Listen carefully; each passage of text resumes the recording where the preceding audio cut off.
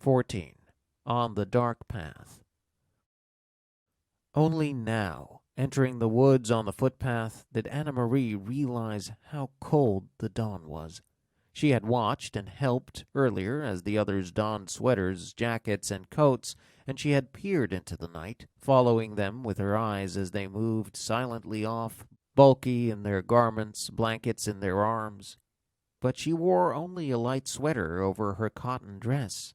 Though the October day later would be warmed by sunlight, now it was gray, chilly, and damp.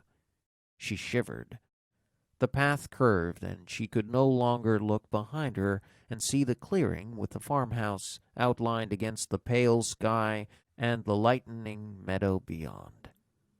Now there were only the dark woods ahead. Underfoot, the path, latticed with thick roots hidden under the fallen leaves, was invisible. She felt her way with her feet, trying not to stumble. The handle of the straw basket scratched her arm through her sweater. She shifted it and tried to run. She thought of a story she had often told to Kirsty as they cuddled in bed at night.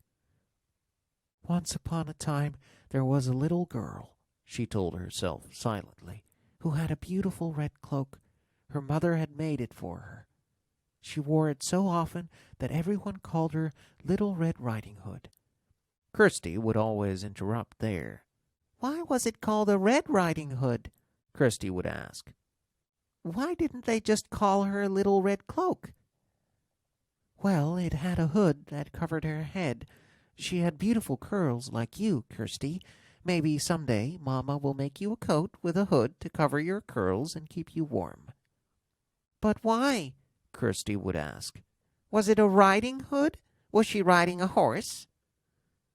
"Maybe she had a horse that she rode sometimes, but not in this story. Now stop interrupting every minute."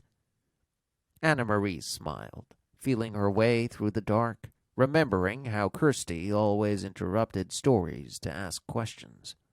Often she just wanted to make the story last longer. The story continued. "One day the little girl's mother said, 'I want you to take a basket of food to your grandmother. She is sick in bed. Come, let me tie your red cloak.'" "The grandmother lived deep in the woods, didn't she?" Kirsty would ask. "In the dangerous woods where wolves lived?"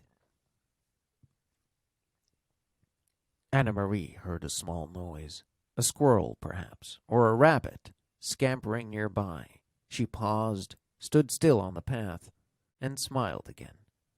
Kirsty would have been frightened. She would have grabbed Anne-Marie's hand and said, "A wolf!" But Anne-Marie knew that these woods were not like the woods in the story. There were no wolves or bears or tigers, none of the beasts that populated Kirsty's vivid imagination. She hurried on.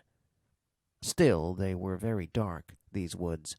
Anne-Marie had never followed this path in the dark before. She had told her mother she would run, and she tried. Here the path turned. She knew the turning well, though it seemed different in the dark. If she turned to the left, it would take her to the road out where it would be lighter, wider, more traveled, but more dangerous too. Someone could see her on the road. At this time of the dawn, other fishermen would be on the road hurrying to their boats for the long day at sea, and there might be soldiers. She turned to the right and headed deeper into the woods. It was why Mama and Peter had needed to guide those who were strangers here, the Rosens and the others. A wrong turn would have taken them into danger.